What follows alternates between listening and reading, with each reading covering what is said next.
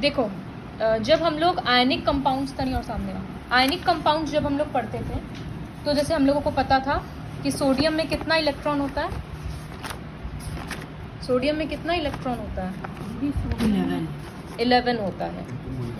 तो सोडियम क्या करता है, उसका कॉन्फ़िगरेशन करेंगे अगर वो तो 2, 8 और 1 होता है। ऑक्टेट अटेन करने के लिए वो एक इलेक्ट्रॉन रिलीज कर देता है। तो हम लोगों को पता है कि सबको ऑक्टेट अटेन करना होता है, मतलब बाहर में 8 इलेक्ट्रॉन चाहिए। कार्बन का एटॉमिक नंबर कितना होता है 6 होता है। तो उसका अगर कॉन्फ़िगरेशन करेंगे तो वो होगा 2,4।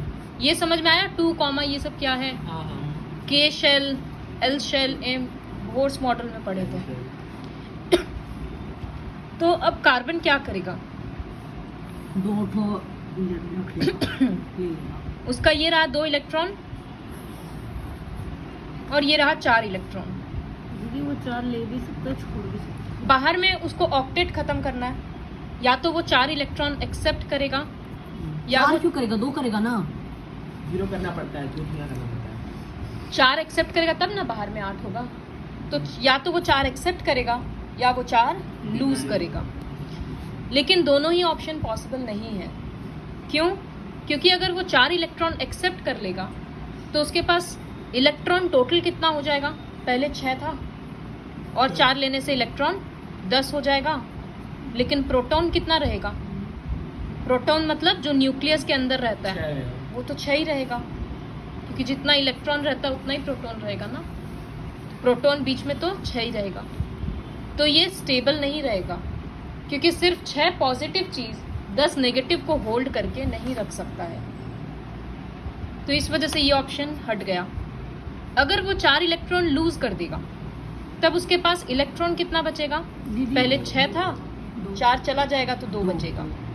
और प्रोटॉन कितना रहेगा 6, क्योंकि वो न्यूक्लियस के अंदर रहता है तो वो चेंज नहीं होता। तो ये सिस्टम भी स्टेबल नहीं रहेगा, क्योंकि 6 पॉजिटिव चार्ज और बस 2 नेगेटिव चार्ज, वो वैसे एटम स्टेबल नहीं हो पाता। तो इस वजह से अब कार्बन ऑक्टेट कंप्लीट करने के लिए ना 4 एक्सेप्ट कर पा रहा है और ना 4 लूज कर पा रहा है। तो वो क्या करेगा, वो 4 इलेक्ट्रॉन शेयर करेगा। जिसे हम लोगों को एक कंपाउंड पता है CH4। क्या होता है कंपाउंड का जनरल नेम, मीथेन, जो बायोगैस वाला होता है ना। तो इसमें क्या होता है, देखो कार्बन का सिर्फ हम बाहर वाला रिंग में दिखा रहे हैं, ऐसे 4 इलेक्ट्रॉन है, ये वैलेंस शेल है बस, अंदर का नहीं है। तो बाहर वाले शेल में 4 है। और हाइड्रोजन में कितना इलेक्ट्रॉन होता है, 1 होता है। तो हाइड्रोजन को हम क्रॉस, हाइड्रोजन का जो इलेक्ट्रॉन है उसको हम क्रॉस से दिखा रहे हैं। तो हर हाइड्रोजन, ये 4 हाइड्रोजन के साथ इस तरह से इलेक्ट्रॉन शेयर करेगा। कार्बन तो रहेगा तो उसके पास 4 ही। शेयरिंग का मतलब क्या होता है, कार्बन का डॉट मतलब खुद का 4 है, और ये 4 जो क्रॉस हो गया ये भी कार्बन को मिल रहा है। तो कार्बन का 4 और 4 8 हो गया। हाइड्रोजन के बाहर में 1 इलेक्ट्रॉन है, वो उसको, ये छोटा शेल है ना, तो उसके पास 2 होना चाहिए तभी वो स्टेबल रहेगा। तो वो उससे ये तो उसको कार्बन का 1 मिल गया।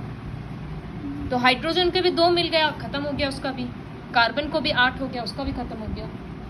लेकिन कोई भी दोनों इलेक्ट्रॉन पूरा नहीं ले लिया, वो दोनों के बीचों बीच में रहता है, दोनों जन शेयर करता है।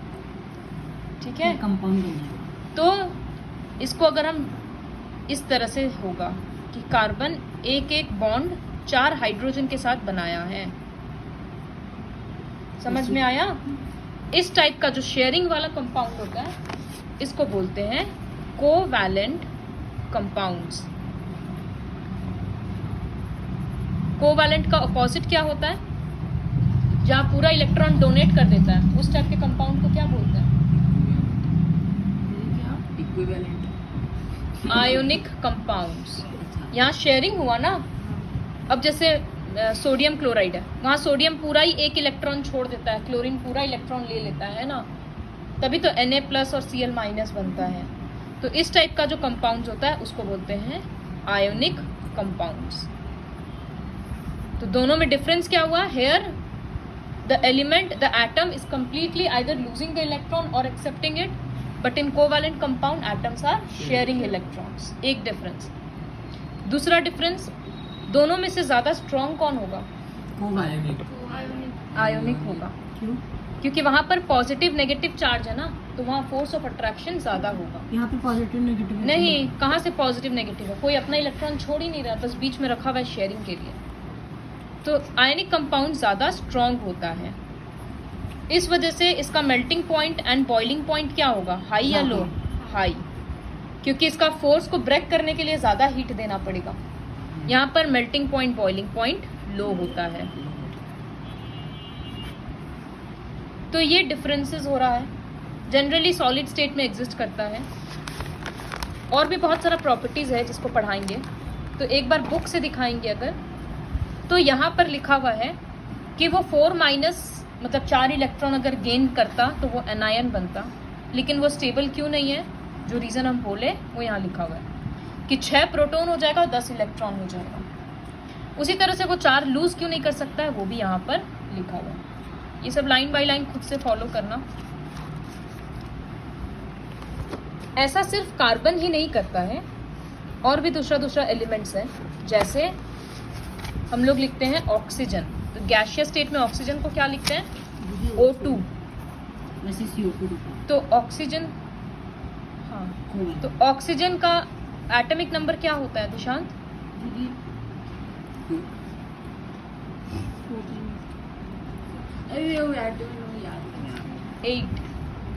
8 होता है। 16 उसका मास नंबर, तो 2 और 6। अब ऑक्सीजन को कितना चाहिए ऑक्टेट खत्म करने के लिए यशिका? 2 चाहिए। तो वो क्या करेगा? ऐसे तो हम लोगों को पता है ऑक्साइड O2- भी होता है, क्योंकि वो 2 इलेक्ट्रॉन एक्सेप्ट कर रहा है, लेकिन वो कभी कभी शेयर भी करता है। तो ये ऑक्सीजन का बाहर का वैलेंस शेल है, 6 इलेक्ट्रॉन ड्रॉ करना हमको, तो इस तरह से कर दे रहे हैं 1 2 3 4 5 और 6। अब उसको 2 इलेक्ट्रॉन चाहिए, तो वो दूसरे ऑक्सीजन के साथ शेयर कर लेगा। इसी वजह से कंपाउंड बनता है O2। दीदी जो शेयर करता है दीदी, जो कंपाउंड उसके नीचे में 2 या जो भी नहीं, वो जितना के साथ शेयर करता है। अभी यहाँ पर ऑक्टेट खत्म करने के लिए इसको और एक ऑक्सीजन एटम का जरूरत है ना, तो 2 ऑक्सीजन एटम मिल रहा ना, इस वजह से 2 बन रहा। तो उसको ड्रॉ कैसे करेंगे? ये 2 इलेक्ट्रॉन शेयर कर रहा है ना, तो 2 को पास करेंगे, और बाकी का इसका खुद का भी 4 है, तो 1 2 3 4 ऑक्सीजन का 6 हो गया। फिर दूसरा ऑक्सीजन यहाँ ड्रॉ कर रहे हैं, तो 1 2 3 4 5 6। इसे बाहर क्यों रखेंगे? वो डिनोट करने के लिए होता है। यहाँ पर ये देखो, इस तरह से शेयरिंग होता है। ये ऑक्सीजन को कितना मिल गया? 6 इसका खुद का था, और 2 मिल गया, 8 हो गया। इधर वाला ऑक्सीजन के लिए ऐसे ड्रॉ कर देंगे, तो 6 इसका खुद का था, 2 मिल गया। समझ में आया? तो यहाँ पर कार्बन क्या कर रहा था? एक शेयर कर रहा था, इसलिए सिंगल लाइन ड्रॉ किए थे ना। यहाँ पर ऑक्सीजन क्या कर रहा है?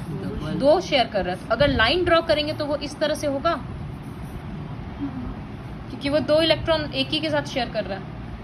तो इसको बोलते हैं सिंगल बॉन्ड, इसको बोलते हैं डबल बॉन्ड। दीदी अगर समझ में आया? तो तो अगर कोई 3 करेगा तो फिर उसमें 3 देंगे। एग्जाम्पल नाइट्रोजन, तो गैसियस नाइट्रोजन होता है N2।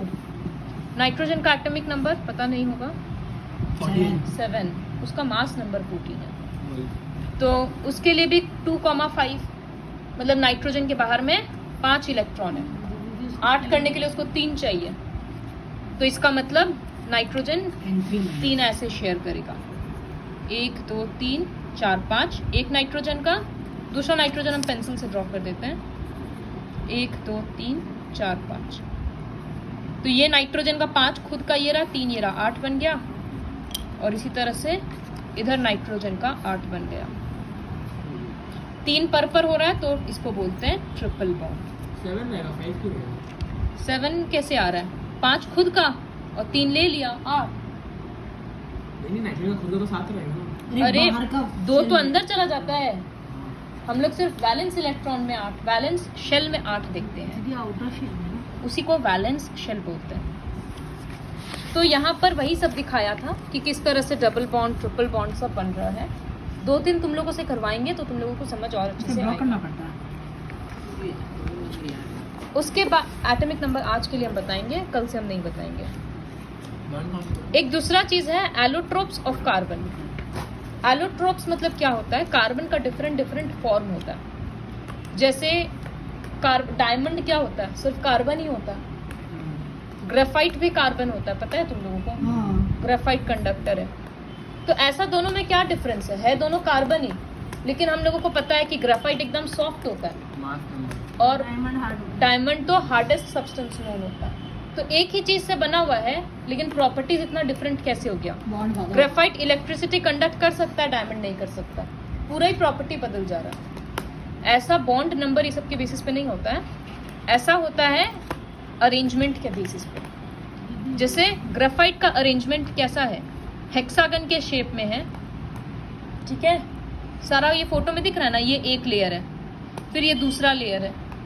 तो ग्रेफाइट लेयर्स के फॉर्म में अरेंज्ड होता है, इसी वजह से वो स्लिपरी भी होता है। लेकिन डायमंड का बॉन्डिंग देखो, वो टेट्राहेड्रॉन के स्ट्रक्चर में होता है।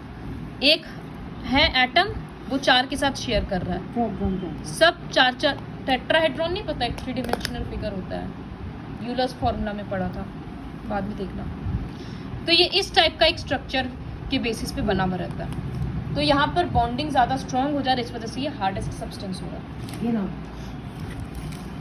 तो इस यहाँ पर अलग अलग फॉर्म क्यों हुआ? क्योंकि अलग अलग फॉर्म में अरेंजमेंट हो गया। उसी को बोलते हैं एलोट्रोप्स। एलोट्रोप्स का मतलब सेम चीज से बना हुआ है, लेकिन अरेंज अलग अलग तरीका से किया हुआ है, तो प्रॉपर्टीज पूरा बदल जा रहा है। तो एक एलोट्रोप ऑफ कार्बन हुआ डायमंड और एक हुआ ग्रेफाइट। उसी तरह से एक फुटबॉल के शेप में अरेंज किया हुआ रहता है, जिसको बोलते हैं फुलेरिन। फुलेरिन एक टाइप का कंपाउंड हुआ, जैसे ग्रेफाइट है, डायमंड है, वैसे फुलेरिन। तो यहाँ रहता है बकमिंस्टर फुलेरिन। बकमिंस्टर बोलकर साइंटिस्ट इसको डिस्कवर किया था। फुलेरिन बहुत टाइप का होता है, इसमें 60 कार्बन है, इसी वजह से लिखा हुआ है C60, तो उसको बोलते हैं बकमिंस्टर फुलेरिन। तो फिर उसका अलग प्रॉपर्टी हो जाएगा क्योंकि उसका अरेंजमेंट अलग है। तो ये होता है एलोट्रोप्स ऑफ कार्बन। समझ आया? इसके बाद है वर्साटाइल नेचर ऑफ कार्बन। अच्छा, 1-2 खुद से ड्रॉ करो, फिर हम कराते हैं।